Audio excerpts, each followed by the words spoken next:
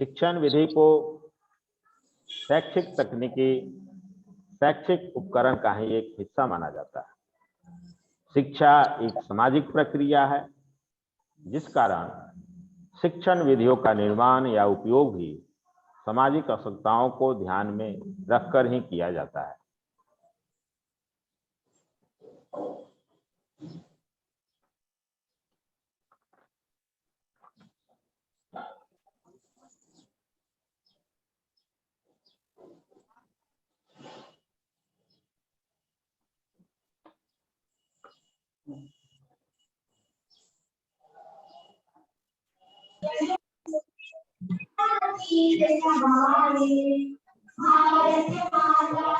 शिक्षण विधियों की विशेषताएं हैं। शिक्षण विधियों का उपयोग छात्रों तक सही एवं स्पष्ट तरीके से पाठ्यक्रम के संचालन हेतु किया जाता है। जो भी विधि हम अपनाते हैं वह पाठों को स्पष्ट तरीके से भैया बहनों के सामने प्रस्तुत करने के लिए ही शिक्षण विधि अपनाते हैं। शिक्षण विधियों में शिक्षण के उद्देश्यों से अधिक पाठ्यक्रम के उद्देश्यों को महत्व प्रदान किया जाता है। जो भी शिक्षण विधि के उद्देश्य होते हैं उनसे अधिक उद्देश्य का महत्व पाठ्यक्रम के उद्देश्यों को दिया जाता है। शिक्षण विधियों में शिक्षण के उपविधियां की भी उचित सहायता ली जाती है। यानी जो भी कक्ष में हम कक्षा लेते हैं, संचालित करते हैं, उस पाठ से संबंधित जो सहायक वस्तुएं होती हैं उनकी सहायता से हम शिक्षण विधियों को सफल बनाते हैं। शिक्षण विधियों की विशेषताएं।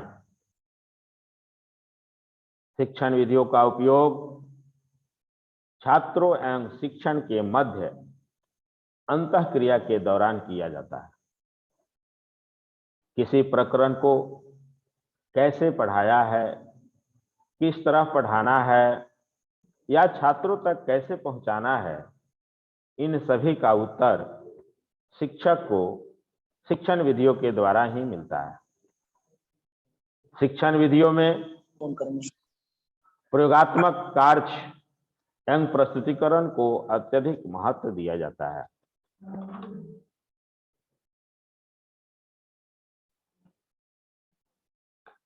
शिक्षण विधियों के प्रयोग का महत्व एवं उपयोगिता।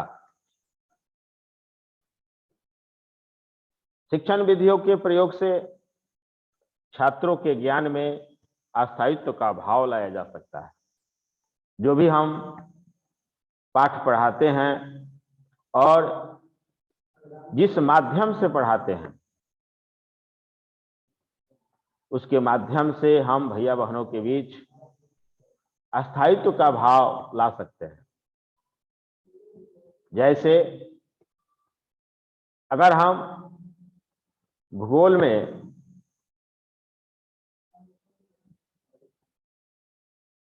कृषि चैप्टर पढ़ा रहे हैं तो कृषि चैप्टर से संबंधित कृषि चैप्टर में पशुपालन, जमीन जुताई, मत्स्य पालन, मुर्गी पालन इत्यादि के बारे में अगर हम जानकारी दे रहे हैं तो उससे संबंधित जो भी प्रदर्शन है उसके माध्यम से अगर हम ज्ञान देते हैं भैया बहनों को तो वह आजीवन अस्थायित्व के रूप में भैया बहनों के पास रहता है। या किसी फसल के बारे में ही जानकारी देते हैं, चाहे वह रबी फसल हो चाहे खरीफ फसल हो, तो रबी फसल में मक्का, गेहूं, ज्वार, बाजरा, दलहन, जो भी है उसको अगर हम ज्ञान कराते हैं, दिखाते हैं कक्षा कक्ष में, एक माध्यम बनाते हैं, तो उस चीज से भैया बहन अवगत होते हैं और वह समझ जाते हैं कि रबी फसल के अंतर्गत आने वाली फसल कौन कौन से हैं। खरीफ फसल के बारे में उसी तरह से जानकारी दे सकते हैं। यानी कहने का भाव यह है कि जिसका भी हम प्रयोग करते हैं शिक्षण विधि में, उस विधि से छात्रों के ज्ञान में अस्थायित्व का भाव लाया जा सकता है। शिक्षण विधि के प्रयोग से दूसरा पॉइंट है, छात्र प्राप्त ज्ञान का समय आने पर पुनः स्मरण कर सकते हैं। यानी जिस विधि का प्रयोग हम करते हैं कक्षा कक्ष में, तो वह भैया बहनों के स्मरण में रहता है। कभी उसकी चर्चा होती है या उस पाठ की पुनरावृत्ति होती है, तो उसके क्रम में पुनः उसके मनोमस्तिष्क में वह बातें आ जाती है जिसके माध्यम से हमने शिक्षण कार्य संपादित किया है। तीसरा है, यह प्रकरण एवं विषय की जटिलताओं को कम करने का कार्य करती है। यानी कठिन विषय, जिस पाठ को लेकर हम कक्षा कक्ष में जाते हैं, वह विषय अगर कठिन है, भैया बहनों को समक्ष वह विषय कठिन महसूस होता है, तो उसको सरलता से प्रस्तुतिकरण करने में जिस विधि का हम प्रयोग करते हैं, जिसका सहारा लेते हैं, जो माध्यम अपनाते हैं, वह काफी कम करने में, जटिलताओं को कम करने में सहायता करती है। बच्चे आसानी से उस पाठ को समझ जाते हैं और लंबे समय तक वह उसके मनोमस्तिष्क में बना रहता है। शिक्षण विधि के प्रयोग से कक्षा अनुशासन में रहती है। जब हम कक्षा में किसी चीज का अगर प्रदर्शन करते हैं, कुछ दिखाते हैं, तो भैया बहन उस चीज से अवगत होते हैं, तो पूरे शांत माहौल बनता है।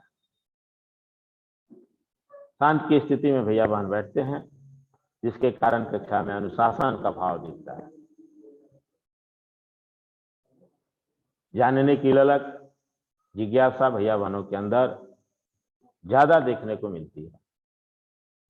शिक्षण विधि के प्रयोग से छात्र और अध्यापक के मध्य मधुर संबंधों का निर्माण होता है। विधियों का सही तरह एवं कुशलता के साथ उपयोग करने से प्रकरण या पाठ्यक्रम की तरफ छात्रों की रुचि में वृद्धि की जा सकती है।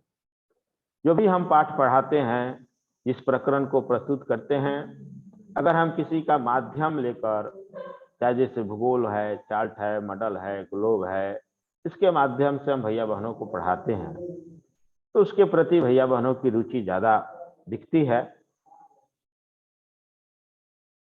शिक्षण विधियों के प्रयोग हेतु छात्रों का मानसिक, बौद्धिक एवं आध्यात्मिक विकास एक साथ किया जा सकता है। हमारे पढ़ाने के जो पुराने मेथड है, उस पुराने मेथड को छोड़कर कुछ नए टिप्स, नए तरीकों के साथ कक्षा में प्रस्तुतिकरण करते हैं, तो भैया बहनों के मानसिक विकास भी होता है। वे भी चिंतन करते हैं कि और क्या मॉडल बनाया जा सकता है, क्या चार्ट दिखाया जा सकता है, किस प्रकार का चित्र बनाया जा सकता है। जैसे अगर हम पर्यावरण को पढ़ा रहे हैं भूगोल चैप्टर में, तो पर्यावरण की सुरक्षा के लिए हमें क्या क्या करना चाहिए, इसके माध्यम से अगर भैया बहनों को हमने बताया है, तो वह भी प्रयास करता है कार्डबोर्ड पर चित्रों के माध्यम से दर्शाने का कि पर्यावरण की सुरक्षा के लिए हमें क्या क्या करना चाहिए।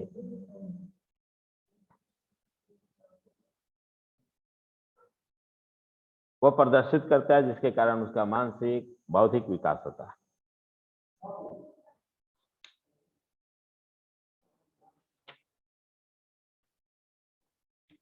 शिक्षण के दौरान उपयोग की जाने वाली मुख्य शिक्षण विधियां, किसी भी विषय को हम अगर संपादित कर रहे हैं तो उसके लिए कुछ मुख्य बिंदुएं हैं जिसके माध्यम से हम कक्षा में भैया बहनों के समक्ष प्रस्तुत करते हैं। किसी शिक्षण विधि का उपयोग कहाँ, कैसे और किस तरह करना है, यह शिक्षक की कुशलता पर निर्भर करता है।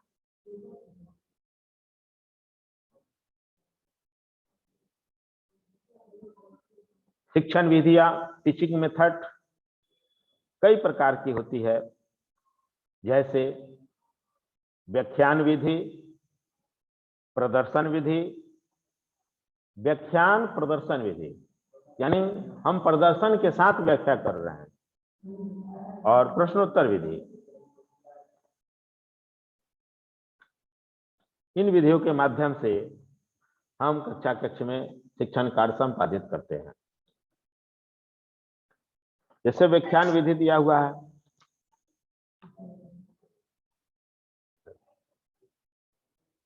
प्राचीन काल में हम सभी जानते हैं कि गुरुकुल आश्रम में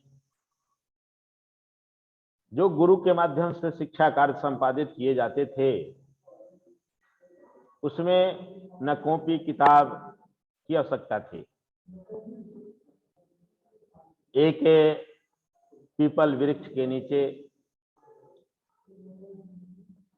गुरु का बैठने का स्थान होता था, उस ठीक उसके नीचे जो भी शिष्य होते थे बैठते थे और व्याख्यान विधि के माध्यम से गुरुकुल में गुरु शिक्षा देते थे और भैया बहन या जो भी छात्र कहिए बैठे होते थे। शांति से अच्छे श्रोता के रूप में गुरु द्वारा बताए गए बातों को भैया बहन ग्रहण करते थे।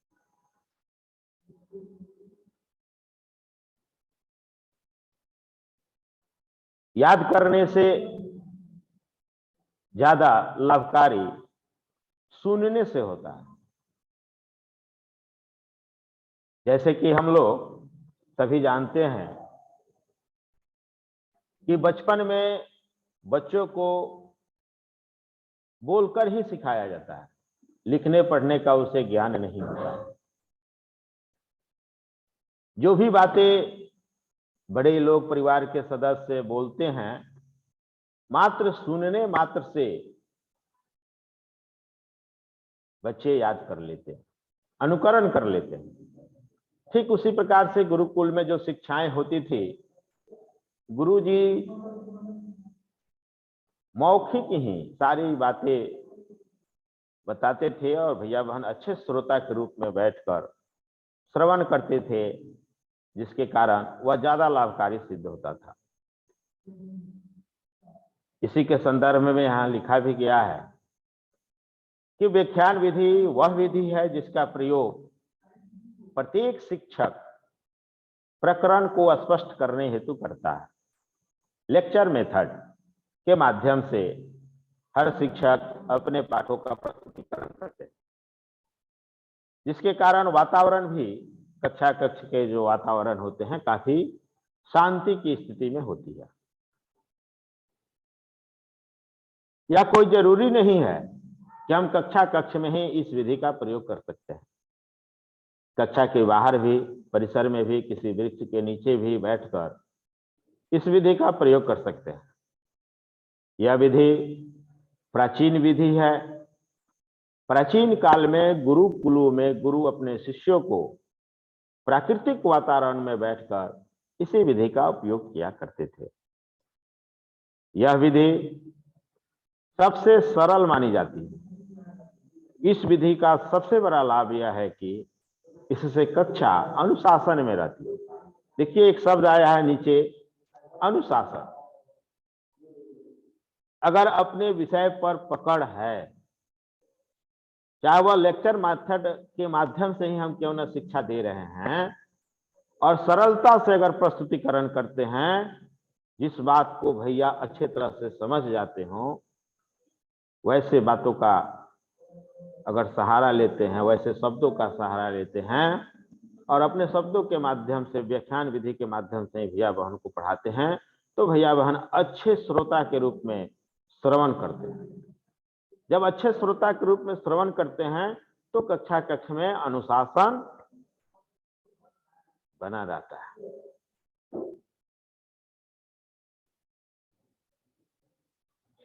दूसरा है प्रदर्शन विधि। देखिए, किसी भी विषय को अगर हम पढ़ा रहे हैं तो अगर हम प्रदर्शन के माध्यम से प्रस्तुतिकरण करते हैं तो भैया बहनों की रुचि ज्यादा दिखती है।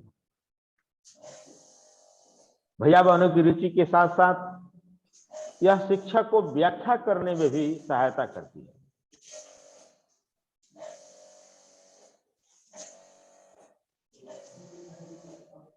प्रदर्शन विधि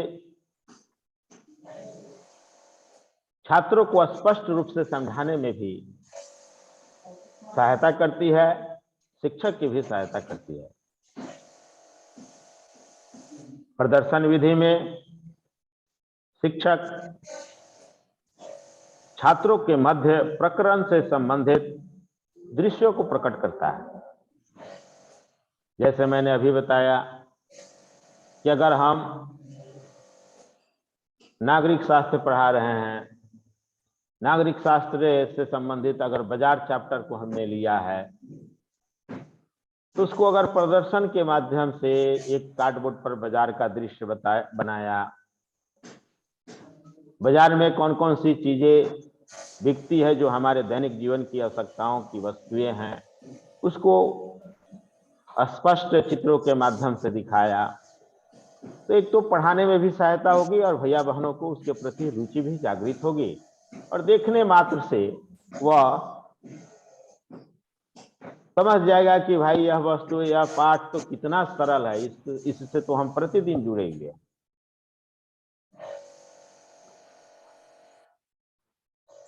चित्रों को दिखाकर हम छात्रों को स्पष्ट भी करते हैं, जिसके कारण छात्र प्रकरण में रुचि लेते हैं।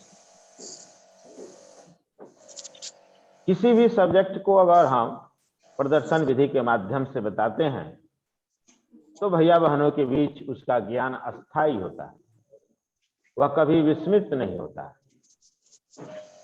चाहे वह छोटे कक्षाओं की कक्षा हो या बड़े स्तर की कक्षाओं की कक्षा हो। जैसे